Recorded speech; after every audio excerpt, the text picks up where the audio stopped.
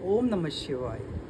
आज मैं आपको गीता का सार बताने की पूर्ण कोशिश आप सब लोगों के सामने करूँगा। और गीता सार में जितने भी अध्याय दिए गए हैं, हर वीडियो में एक एक अध्याय आपके सामने लाऊंगा और आशा करता हूँ कि आपको यह गीता के सार के उपाय जो अध्याय हैं वह अच्छे लगेंगे। तो सबसे पहले हम शुरू करते हैं श्रीमद् भगवत गीता के पहले अध्याय का महात्म्य। श्री पार्वती जी ने कहा, भगवान आप सब तत्वों के ज्ञाता हैं। आपकी कृपा से मुझे श्री विष्णु संबंधी नाना प्रकार के धर्म सुनने को मिले जो समस्त लोक का उद्धार करने वाले हैं। देवेश, अब मैं गीता का महात्म्य सुनना चाहती हूँ, जिसका श्रवण करने से श्री हरि में भक्ति बढ़ती है। श्री महादेव जी बोले, जिनका श्री विग्रह अलसी के फूल की भांति श्याम वर्ण का है, पक्षी राज गरुड़ जी जिनके वाहन है, जो अपनी महिमा से कभी च्युत नहीं होते तथा शेष नाग की शैया पर शयन करते हैं, उन भगवान महाविष्णु की हम उपासना करते हैं। एक समय की बात है, मुर दैत्य के नाशक भगवान विष्णु शेष नाग के रमणीय आसन पर सुखपूर्वक विराजमान थे। उस समय समस्त लोगों को आनंद देने वाली भगवती लक्ष्मी ने आदरपूर्वक प्रश्न किया।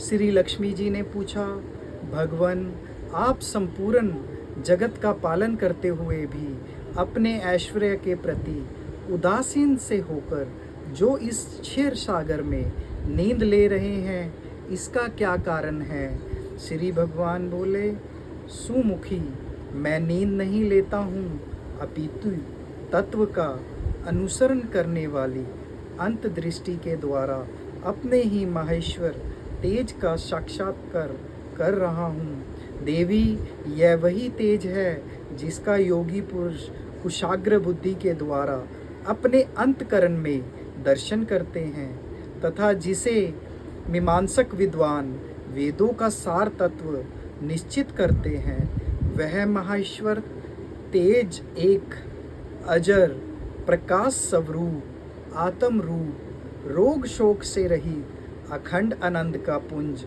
निस्पंद यानी कि निरीह तथा दैत्र विहित है। इस जगत का जीवन उसी के अधीन है, मैं उसी का अनुभव करता हूँ। देवेश्वरी, यही कारण है कि मैं तुम्हें नींद लेता सा प्रतीत हो रहा हूँ। श्री लक्ष्मी जी ने कहा, ऋषिकेश, आप ही योगी पुरुषों के ध्येय हैं। आपके अतिरिक्त भी कोई ध्यान करने योग्य तत्व है? यह जानकर मुझे बड़ा कौतूहल हो रहा है। इस चराचर जगत की सृष्टि और संहार करने वाले स्वयं आप ही हैं। आप सर्वसमर्थ हैं। इस प्रकार की स्थिति में होकर भी यदि आप उस परम तत्व से भिन्न हैं, तो मुझे उसका बोध कराइए। श्री भगवान बोले, प्रिय, आत्मा का स्वरूप द्वैत और अद्वैत से पृथक, भाव और अभाव से मुक्त, आदि और अंत से रहित है। शुद्ध ज्ञान के प्रकाश से उपलब्ध होने वाला तथा परम आनंद स्वरूप होने के कारण एकमात्र सुंदर है। वही मेरा ईश्वरीय रूप है। आत्म का एकत्व ही सबके द्वारा जानने योग्य है। गीता शास्त्र में इसी का प्रतिपादन हुआ है। अमित तेजस्वी भगवान विष्णु के यह वचन सुनकर लक्ष्मी देवी ने शंका उपस्थित करते हुए कहा, भगवान, यदि आपका स्वरूप स्वयं परम आनंदमय और मन वाणी की पहुँच के बाहर है, तो गीता कैसे उसका बोध कराती है? मेरे इस संदेह का आप निवारण कीजिए। निवारण मतलब इस बात को हल कीजिए या इस बात को मुझे संक्षेप में बताए, यह देवी पार्वती भगवान के सामने प्रश्न रखती है। श्री भगवान बोले, सुंदरी सुनो, मैं गीता में अपनी स्थिति का वर्णन करता हूँ। कमर्ष्य 5 अध्यायों को तुम 5 मुख जानो, 10 अध्यायों को तुम 10 भुजाएं समझो, तथा 1 अध्याय को उदर और 2 अध्याय को दोनों चरण कमल जानो। इसी प्रकार यह 18 अध्यायों की परम्य ईश्वरीय मूर्ति ही समझनी चाहिए। यह ज्ञान मात्र से ही महान पातकों का नाश करने वाली है। जो उत्तम बुद्धि वाला पुरुष गीता के 1 या आधे अध्याय का अथवा 1 आधे या चौथाई श्लोक का भी प्रतिदिन अभ्यास करता है, वह सुशर्मा के समान मुक्त हो जाता है। श्री लक्ष्मी जी ने पूछा, देव सुशर्मा कौन था, किस जाति का था और किस कारण से उसकी मुक्ति हुई? श्री भगवान बोले, प्रिय, सुशर्मा बड़ी खोटी बुद्धि का मनुष्य था। पापियों का तो यह शिरोमणि ही था। उसका जन्म वैदिक ज्ञान से शून्य एवं क्रूरतापूर्ण कर्म करने वाले ब्राह्मणों के कुल में हुआ था। वह ना ध्यान करता था, ना जप, ना होम करता था, ना अतिथियों का सत्कार। वह लंपट होने का कारण सदा विषयों के सेवन में ही आसक्त रहता था। हल जोतता और पत्ते बेचकर जीविका चलाता था। उसे मदिरा पीने का व्यसन था तथा वह मांस भी खाया करता था। इस प्रकार उसने अपने जीवन का दीर्घकाल व्यतीत कर दिया था। दीर्घकाल मतलब अपना सारा जीवन उसने बुरे काम करने में ही लगा दिया था। वह मांस खाता था, मदिरा पीता था और बहुत ही दीर्घ रूप से अपनी आजीविका को चलाता था। एक दिन मूढ़ बुद्धि सुशर्मा पत्ते लाने के लिए किसी ऋषि की वाटिका में घूम रहा था। इसी बीच में काल रूपधारी काले सांप ने उसे डस लिया। सुशर्मा की मृत्यु होगी। तदंतर वह अनेक नरकों में जा वहाँ की यातनाएं भोग कर मर्त्य लोक में लौट आया और वहाँ बोझ ढोने वाला बैल हुआ। उस समय किसी पढ़ने वाले अपने जीवन को आराम से व्यतीत करने के लिए उसे खरीद लिया। बैल ने अपनी पीठ पर पड़गुंका भार ढोते हुए बड़े कष्ट से 7-8 वर्ष बिताए। एक दिन पड़ंगु ने किसी ऊंचे स्थान पर बहुत देर तक बड़ी तेजी के साथ उस बैल को घुमाया। इससे वह थक कर बड़े वेग से पृथ्वी पर गिरा और मूर्छित हो गया। उस समय वहाँ कौतूहलवश आकृष्ट हो बहुत से लोग एकत्रित हो गए। उस जन समुदाय में से किसी पुण्य आत्मा व्यक्ति ने उस बैल का कल्याण करने के लिए उसे अपना पुण्य दान किया। तत्पश्चात कुछ दूसरे लोगों ने भी अपने अपने पुण्य को याद करके उन्हें उसके लिए दान दिया। उस भीड़ में एक वैश्य भी खड़ी थी। उसने अपने पुण्य का पता नहीं था तो भी उसने लोगों की देखा देखी उस बैल के लिए कुछ त्याग दिया। तदंतर यमराज के दूत उस मरे हुए प्राणी को पहले यमपुरी में ले गए। वहाँ यह विचार कर कि यह वेश्या के दिए हुए पुण्य से पुण्यवान हो गया है, उसे छोड़ दिया गया। फिर वह भूलोक में आकर उत्तम कुल और शील वाले ब्राह्मणों के घर में उत्पन्न हुआ। उस समय भी उसने अपने पूर्व जन्म की बातों का स्मरण बना रहा। बहुत दिनों के बाद अपने अज्ञान को दूर करने वाले कल्याण तत्व का जिज्ञासु होकर वह उस वैश्या के पास गया और उसने दान की बात बतलाते हुए उनसे पूछा, तुमने कौन सा पुण्य दान किया था? वैश्या ने उत्तर दिया, वह पिंजरे में बैठा हुआ तोता प्रतिदिन कुछ पढ़ता है, उससे मेरा अंतःकरण पवित्र हो गया है। उसी का पुण्य मैंने तुम्हारे लिए दान किया था। इसके बाद उन दोनों ने तोतों से पूछा। अब उस तोते ने अपने पूर्व जन्म का स्मरण करके प्राचीन इतिहास कहना आरंभ किया। शुक बोला, पूर्व जन्म में मैं विद्वान होकर भी विद्वता के अभिमान से मोहित रहता था। मेरा राग द्वेष इतना बढ़ गया था कि मैं गुणवान विद्वानों के प्रति भी ईर्ष्या का भाव रखने लगा। फिर समय अनुसार मेरी मृत्यु हो गई और मैं अनेकों घृणित लोकों में भटकता फिरा। उसके बाद इस लोक में आया। शूद्रों की अत्यंत निंदा करने के कारण तोते के कुल में मेरा जन्म हुआ।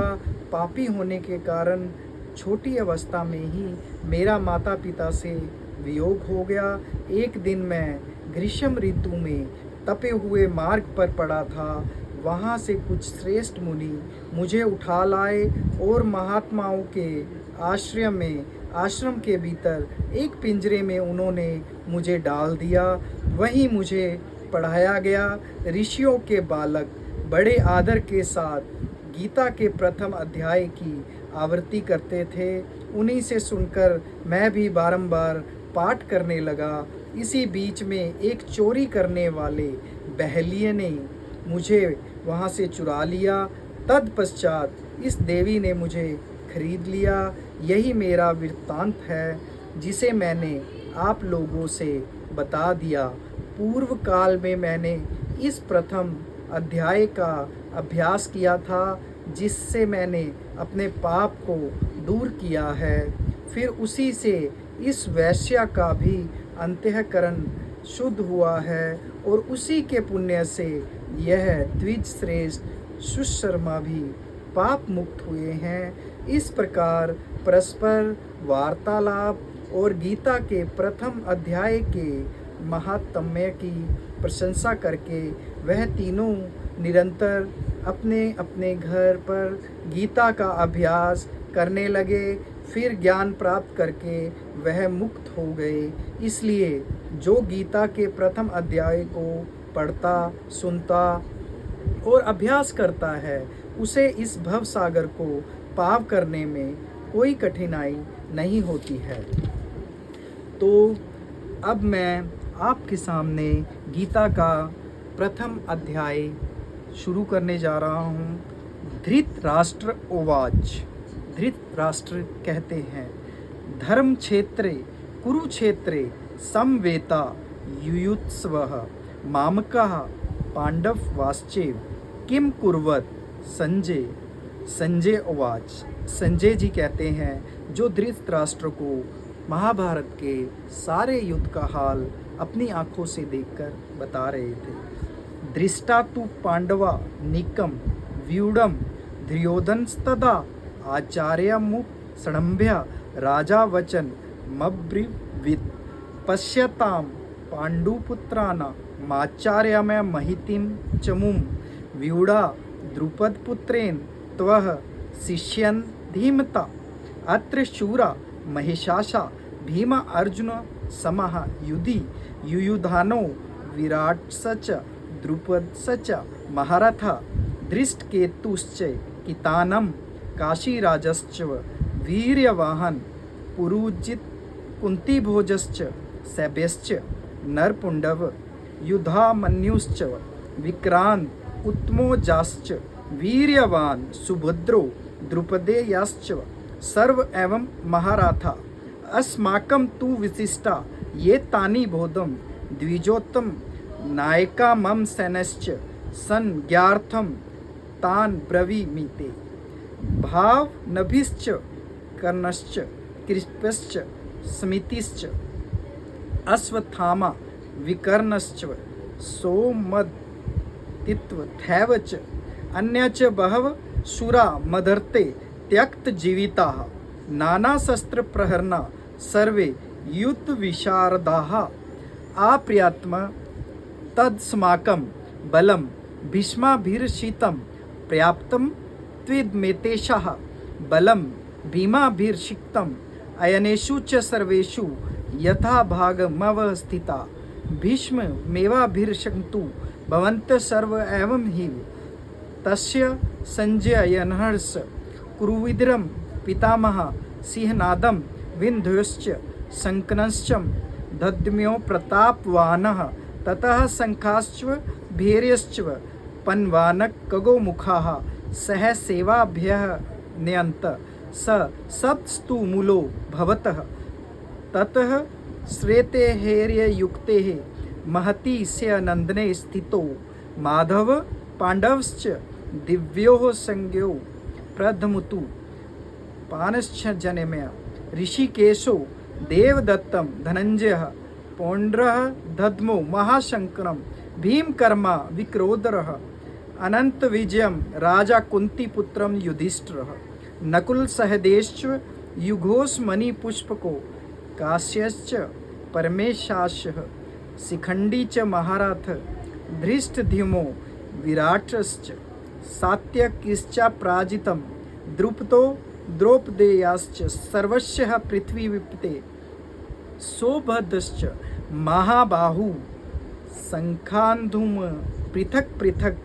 सा घोषो धातृराष्ट्राणा हृदयानि व्यद्रात्य नभश्च पृथ्वी चैव तुमुलो व्यनुनदायन अथवा व्यवस्थितान्द्रिदृष्ट्रा धातृराष्ट्राणा कपिध्वज पवित्रे शास्त्र संपाते धनुरुग धम्य पांडवः ऋषिकेश तदा वाक्यमिदमाह महीपते अर्जुन उवाच। अब अर्जुन कहते हैं सैन्यो रुभ्यो मध्य रथा स्थाप्य मेच्युत यावदेता तानि कृष्येक्यम युद्धो कामान वस्थितानां कैर्म्यः से युद्धव्यमस्यमनं रन समुद्र में यो तस्मे मानन्वेक्ष्यहम य अतश्च समागतमां धातृराष्ट्रस्य दुर्भुदेयुद्वे प्रियचिकीर्षव। संजय उवाच। अब संजय जी कहते हैं एव मुक्ते ऋषिकेशो गुडाकेशन भारत सैन्य रुभो मध्य स्थापयित्वा रथोत्तमम् भीष्म द्रोण प्रमुखतम सर्वेशा च महिषिक्ताम् उवाच पार्थ पश्यतान् समवेता कुरु नीति तत्रा पश्यति स्था न पार्थम पितृनत्म पितामहान् आचार्य न तुमुल भातृ न पुत्रा न पौत्रो न सखित्वा सशुरान् सुहृदश्च सैन्यो रूपभ्योरपि तान् समीक्ष्य कौन्तेय सर्वान् बन्धून् वस्थितान् कृपया पर्याविष्टो विषिद निद्रन् मा प्रवीत। अर्जुन उवाच। अर्जुन जी कहते हैं दृष्टेम स्वजनम कृशन युजुत्स्व समुपस्थितम सिदंती मम गात्राणि मुखम च परिष्युष्यति वेपयुथश्च शरीरे में रोष हर्ष च जायते गांडीवस्त्रस्ते हस्तात्वके च प्रीध्वते न च शक्रियो में वस्तुतातुम भ्रमति च मे मनम निमित्तानि च पश्यामि विपरीतानि केशव न च श्रेयो न पुष्यामि हत्वा स्वजन महावे न काणे न विजयम कृष्ण न ज राज्य सुखानि च कीनो राज्यन गोविंद किम भोगे जीर्वितेन वा येषामर्थे काणिंगतम नो राज्यम भोगा सुखानि च त इमेव स्थिता युद्धे प्राणास्त्यक्त्वा धनानि च आचार्यं पित्रं पुत्रास्थेते च पितामहां मातुला सश्रुरा पौत्राश्याला संबंधिस्तता एताने हन्तुमिच्छामि गत्रोऽपि मधुसूदन अप्रीतरलिक्यो राज्यस्य ते हेतु की न मही कृते निहत्य धातृष्ट्राना का प्रीति स्याजिन नाद्रन पाप मेवाश्रय दमास्त्वा नाहेत्य नातातीयान तस्मा न हन्या वरेयम न हन्तु धातृराष्ट्रान् स्वबान्धवान् स्वजन ही कत्व हत्वा सुखिन श्याम माधवम यद्यप्यते न पश्यन्ति लोभोपहत चेतसम कुलस्य कृतं दोषम मित्रदोहे च पातकम कथा न गेयम समापि भी पापा दस्मा नीति त्रितुतम कुलक्षय कृतं दोषं पप्क्षय दीर्जना नाद्रणम कुलक्षय प्रणश्यन्ति कुल धर्मा सनातना धर्मे नष्टे कुलम कृत्सन मध्रोम भीवियन्तु विद्या अध्रमा भीलवाता त्रिकृष्ण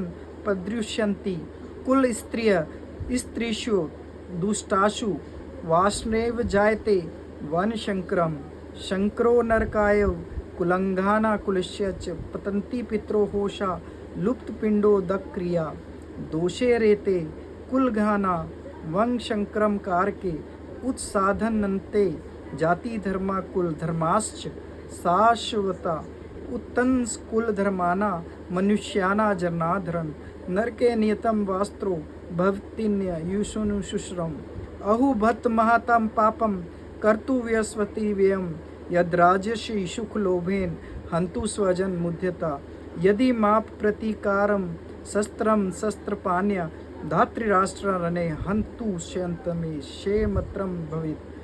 संजयवाद संजय जी कहते हैं एव मुक्तावर अर्जुन श्रृंगणे रतुपस्त उपाशित विसृज संसरम चाप शोक सर्वी गान मानस। तो ये प्रथम अध्याय का संस्कृत में अनुवाद था और अब मैं हिंदी में इसका अनुवाद करके आपको बताऊंगा। धृतराष्ट्र बोले, है संजय, धर्म भूमि कुरुक्षेत्र में इकट्ठे हुए युद्ध की इच्छा वाले मेरे और पांडु के पुत्रों ने क्या किया।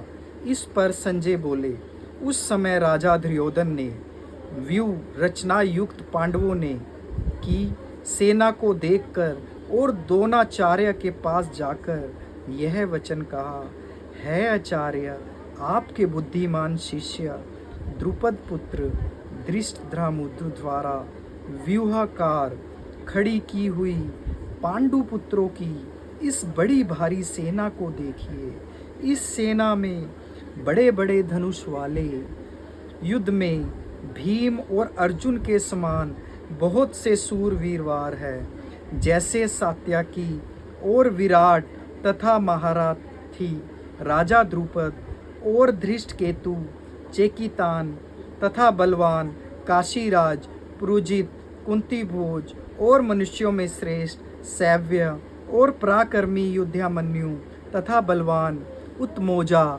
सुभद्रा पुत्र अभिमन्यु और द्रौपदी के पांचों पुत्र, यह सभी महारथी है। हे ब्राह्मण श्रेष्ठ, हमारे पक्ष में जो जो प्रधान है उनको आप समझ लीजिए।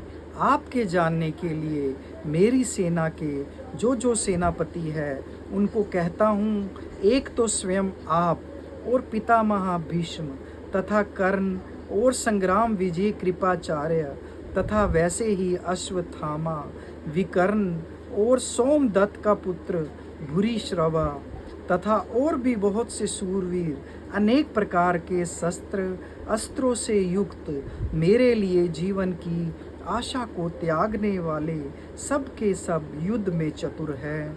भीष्म पितामह द्वारा रक्षित हमारी वह सेना सब प्रकार से अजय है और भीम द्वारा रक्षित इन लोगों की यह सेना जीतने में सुगम है। इसलिए सब मोर्चों पर अपनी अपनी जगह स्थित रहते हुए आप लोग सब के सब ही निसंदेह भीष्म पितामह की ही सब ओर से रक्षा करें। इस प्रकार द्रोणाचार्य से कहते हुए दुर्योधन के वचनों को सुनकर कौरवों में वृद्ध बड़े प्रतापी पितामह भीष्म ने उस दुर्योधन के हृदय में हर्ष उत्पन्न करते हुए उच्च स्वर से सिंह की नाद के समान गर्ज कर शंख बजाया।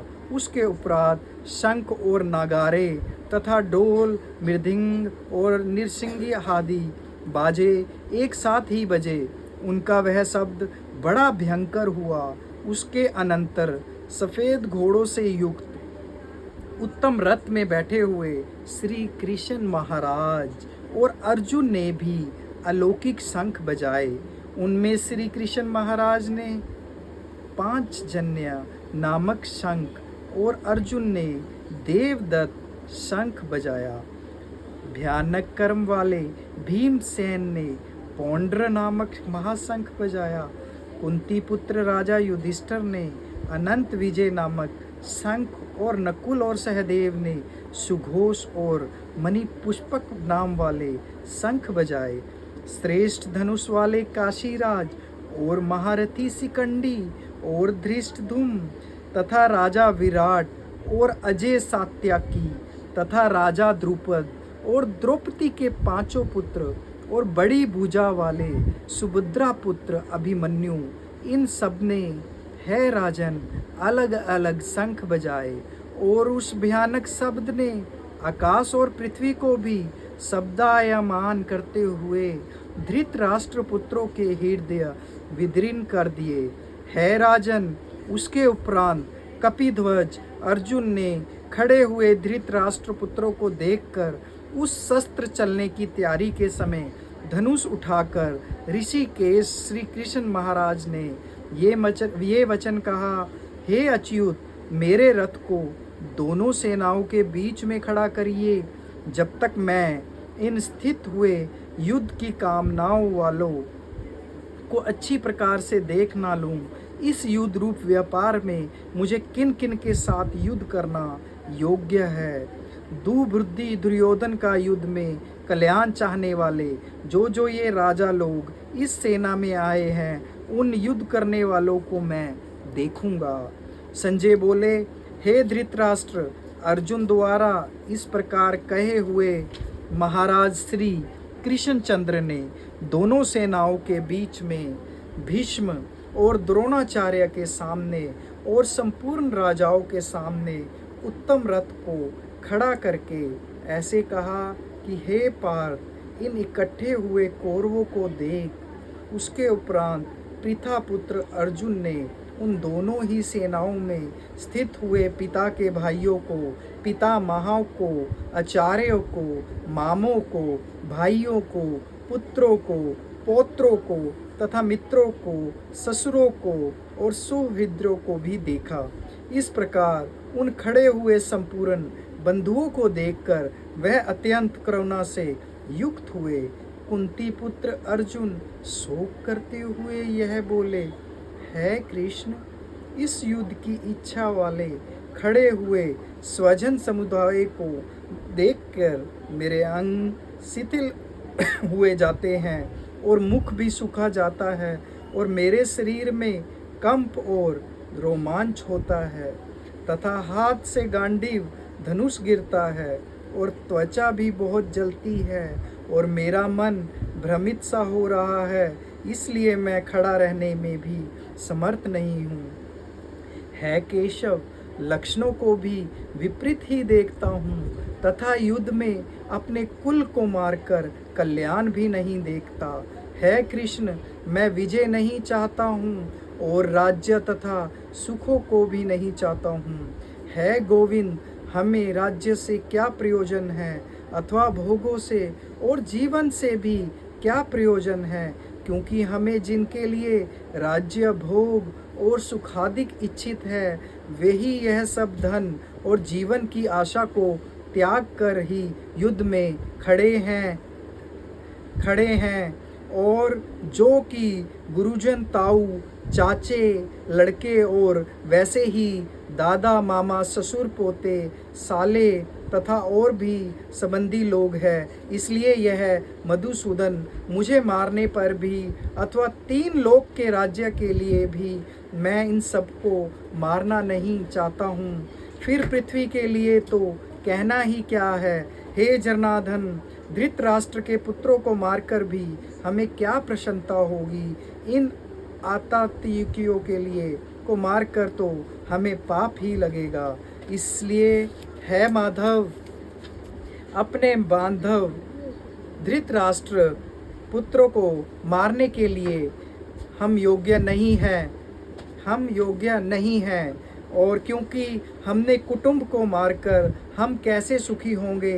यद्यपि लोभ से भ्रष्ट हुए ये लोग कुल के नाश को, दोष को और मित्रों के साथ विरोध करने में पाप को नहीं देखते हैं, परंतु हे जनार्दन, कुल के नाश करने से होते हुए दोष को जानने वाले हम लोगों को इस पाप से हटने के लिए क्यों नहीं विचार करना चाहिए, क्योंकि कुल के नाश होने से सनातन कुल धर्म नष्ट हो जाते हैं। धर्म के नाश होने से संपूर्ण कुल को पाप भी बहुत दबा लेता है तथा हे कृष्ण, पाप के अधिक बढ़ जाने से कुल की स्त्रियां दूषित हो जाती है और हे वाष्णव, स्त्रियों के दूषित होने पर वर्ण शंकर उत्पन्न होता है और वह वर्ण शंकर कुल घातियों को और कुल को नरक में ले जाने के लिए होता है।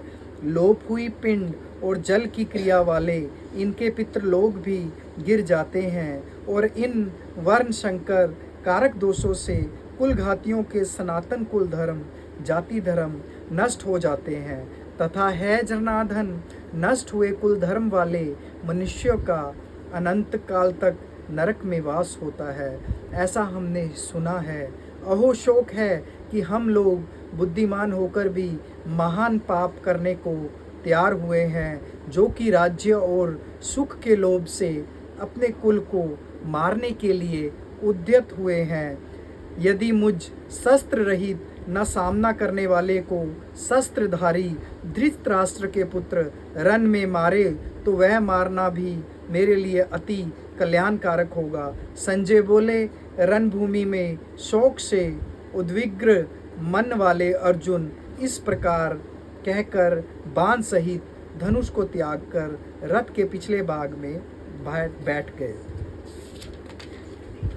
तो यहीं पर आज हमारा दूसरा जो पहला अध्याय है वो ख़त्म होता है और कल को मैं दूसरा अध्याय आप सब लोगों की सेवाओं में लेकर ज़रूर उपस्थित होऊंगा और मैं आशा करता हूँ कि आपको मेरा ये पहला अध्याय जिसमें गीता का उपदेश दिया गया है वो बहुत अच्छा लगेगा। अगर आपको मेरी ये वीडियो अच्छी लगती है और आपको आगे दूसरा तीसरा अध्याय आप चाहते हैं तो मुझे कमेंट बॉक्स में भी लिख के भेजिएगा और मेरे इसको लाइक और सब्सक्राइब कीजिए।